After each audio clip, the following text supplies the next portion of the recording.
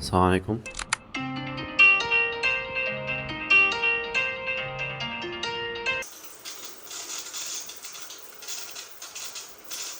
الهدف من الفلوج ده ان انا اشارك معاك ازاي يومي بيمشي كحد شغال ريموتلي او حد شغال عن بعد. في نفس الوقت هشارك نظام الانتاجيه بتاعي. انا بصلي لان انا عارف ان دي الحاجه اللي هتفضل فعلا معايا، مؤمن ان موجود في الحياه فتره صغيره وبعد كده هسيبها وامشي. الصلاه من الحاجات اللي انا هاخدها معايا واللي هقدر ان انا استفيد منها. الصلاه زيها زي اي عاده بتتكون في الاول ما بتكونش منتظم، بتقطع، بتواجه صعوبات، لكن بعد كده بتبقى حاجه عاديه وجزء من روتينك اليومي. وبالعكس لو ما عملتهاش انت هتكون متضايق. الفتره اللي انا فيها دي انا ببدا يومي بعد الفجر، غالبا بيكون عندي قائمه مهام بكتبها يا اما من بالليل يا اما بكتبها في اول اليوم. بحاول ان انا ارتب الحاجات اللي عندي من الاصعب للاسهل، لان في اول اليوم انت لسه مستوى الاراده عندك عالي، عكس لما بتيجي اخر اليوم بتبقى خلاص قربت تفصل. اللي انا بعمله ان بعد الفجر باخد وقت هو اللي بذاكر فيه.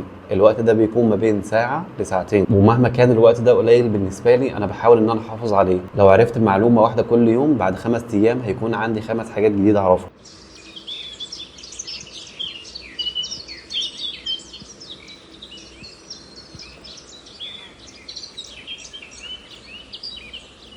فتركيزي الفترة دي وفلسفتي في التعلم إن أنا ما أتعلمش كمية كبيرة، لكن هتعلم حتى لو حاجة صغيرة، لكن هستمر عليها وأعملها كل يوم. كمان أنا بذاكر في الوقت ده علشان لما وقت الشغل يبدأ أكون مركز بس في الشغل اللي أنا هعمله، وبعد ما بخلص باخد راحة لحد وقت الشغل.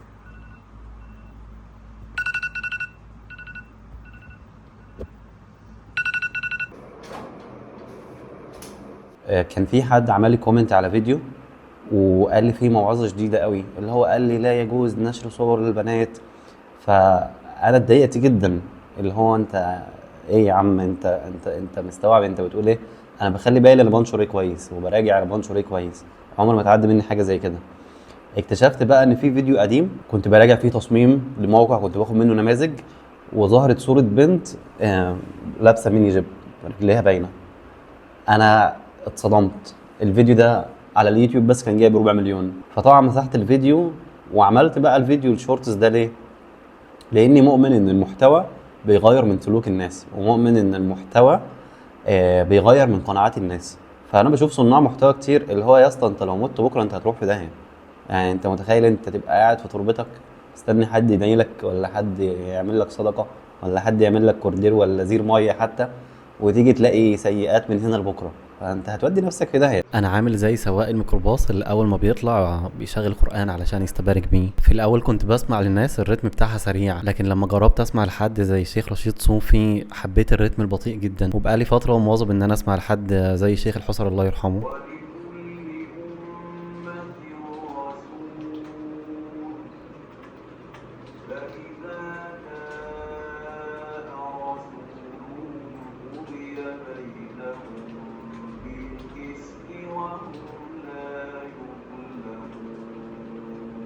النهارده انا عندي شغل على نظام الكتروني الهدف منه ان العميل يدير المطبعه بشكل كامل، من اداره العملاء والمناديب والاساتذه والمخزون والملازم، ولو في حركه بيع سريع واقسام المصاريف ونعرف المصاريف دي رايحه فين وجايه منين. النظام شبه خلص، لكن دلوقتي انا عندي حاجتين بشكل اساسي لازم اعملهم: ان انا اعمل التقارير واتاكد ان ارقامها مظبوطه وانها بتطلع الارقام بشكل سليم، وان انا احسن من التصميم واربط المديولز ببعضها بحيث ان انا اعرف العميل ليه كام طلب، صرف كام عندي، المدرس ليه كام ملزمه، طلب كام واحده، في كام طلب طباعه خاص بيه. وانا شغال بشتغل بنظام البومودورو وباخد راحه خفيفه ما بين كل جلسه، لكن اول راحه حقيقيه بعملها هي مع صلاه الظهر.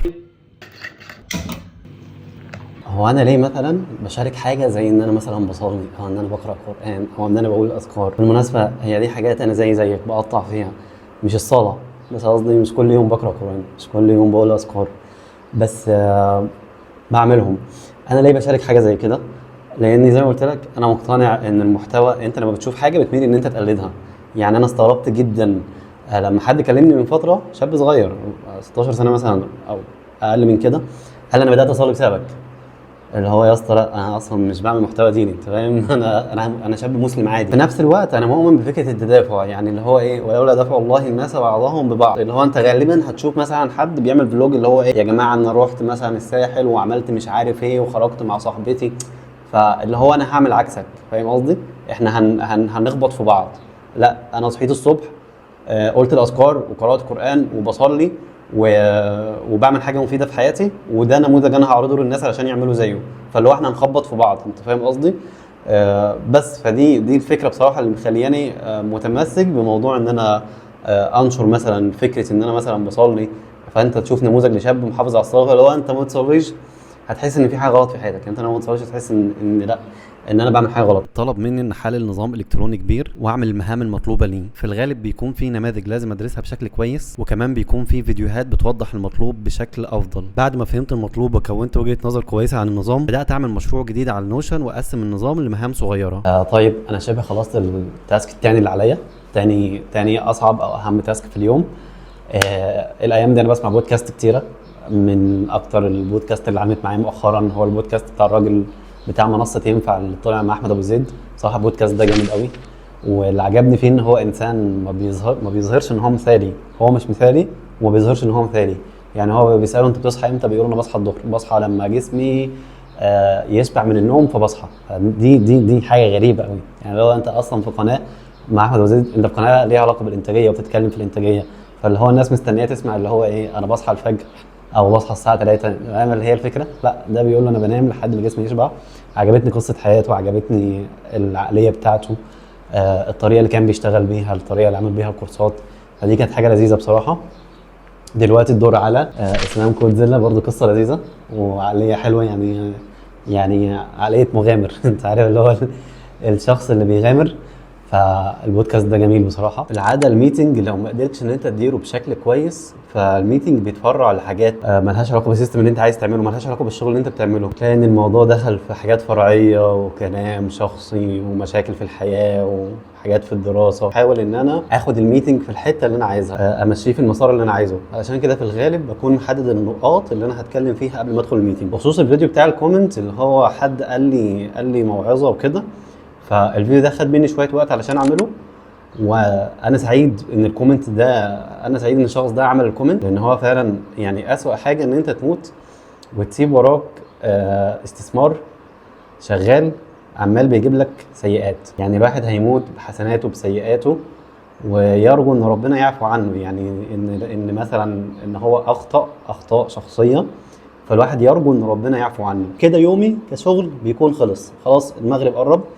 اللي انا بعمله غالبا بعد المغرب حاجتين: يا اما بروح الجيم بتمشى بس، ما بتمرنش، ما بشيلش حديد، لان انا دراعي يعني مكسور لسه مكسور ومعوج، فلسه ما بقدرش اشيل بيه حاجه. دي اول محاوله ليا ان انا اعمل فلوج، وانا في بالي ان انا اوصل لمستوى معين في موضوع الفلوجات.